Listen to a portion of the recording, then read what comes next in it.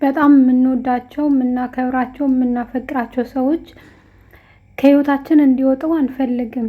በቃ እዚህ ምድር ላይ እስካለን ድረስ አብረናቸው ብንኖር ደስ ይለናል። ግን ደግሞ ጊዜ መጥቶ አንድ ቀን ከህይወታችን ይወጣሉ። ደግሞ በጣም የሚገርመኝ ነገር ራሳቸው የመጡ ሰዎች ከህይወታችን ሲወጡ ራሳቸው እኛ ጋር መጥቶ ጥብቅ ብሎ ከህይወታችን ሲወጡ እግዚአብሔርን በጣም ነው የሚገርመኝ። እና የሆነ ታግላችሁ እነዛ ሰዎች ህይወታችሁ ውስጥ ለማቆየት የምትታገሉት ትግል የለም። እኔ እንደዛ አጋጥሞኝ ያውቃል። በጣም ታግዬ አውቃለሁ።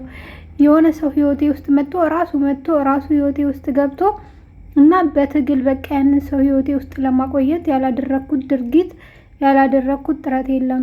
እና ግን የሆነ ቀን ሲሰለቻችሁ ትተዋላችሁ እና ትጠብቃላችሁ እኮ ደግሞ እስቲ መልሶ እሱ ይመጣል፣ መልሶ ይደውላል፣ መልሶ ቴክስት ያደርጋል። በቃ ለሰላምታ እንኳን እሺ፣ ግንኙነቱን ተው፣ ጓደኝነቱን፣ ፍቅረኝነቱን፣ ወዳጅነቱን ተውት። ለሰላምታ እንኳን መልሳችሁ ይደውላል፣ ቴክስት ያደርጋል ስትሉ አይደውልም፣ ቴክስትም አያደርግም።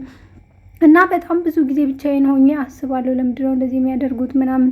እና የሚፈልጉትን ነገር ብቻ ስላገኙ ይመስለኛል። እኔ ከኛ የሚፈልጉትን ነገር ከኛ የሆነ ነገር ስለሚፈልጉ ነው እኛ ጋር የመጡት። እና ያንን ነገር ካገኙ በኋላ ደግሞ ይሄዱ። መጀመሪያም ግንኙነታችን የውሸት የፌክ ነበረ።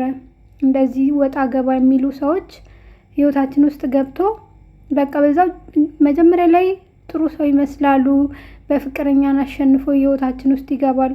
የሆነ ሰዓት ላይ ደግሞ በዛው ጭልም ብሎ ይጠፋሉና እንደዚህ አይነት ሰዎች በጣም ነው የሚገርሙኝ። እግዚአብሔርን ከቻላችሁ የሰው ህይወት ውስጥ አትግቡ ከቻላችሁ። እና ደግሞ እኛ ሰዎችን ህይወታችን ውስጥ የምናስገባ ሰዎች ጊዜያዊ ናቸው። በቃ ጊዜያዊ ናቸው። ዛሬ ይመጣሉ፣ ነገ ይሄዳሉ። ዛሬ እወድሻለሁ፣ አፈቅርሻለሁ ይላል፣ ነገ ግን አላቅሽም ይልሻል። ዛሬ ለብርሽም ለምንሽም ሊሆን ይችላል እወድሃለሁ፣ አፈቅርሃለሁ ልትለት ትችላለች። ወንዱም እወድሻለሁ፣ አፈቅርሻለሁ፣ ህይወቴ ያላንቺ ባዶ ናት፣ ያላንቺ መኖር አልችልም ይልሻል። በፊት ያላንቺ ኖሮ ሲያበቃ አሁን ለትንሽ ጊዜ ያላንቺ መኖር አልችልም ይላል። እና ምን ልላችሁ ፈልጌ ነው፣ ጥንቃቄ ማድረግ አለብን። ሰዎች ከህይወታችን ሲሄዱ ስብርብር እንዳንል ጥንቃቄ እናድርግ።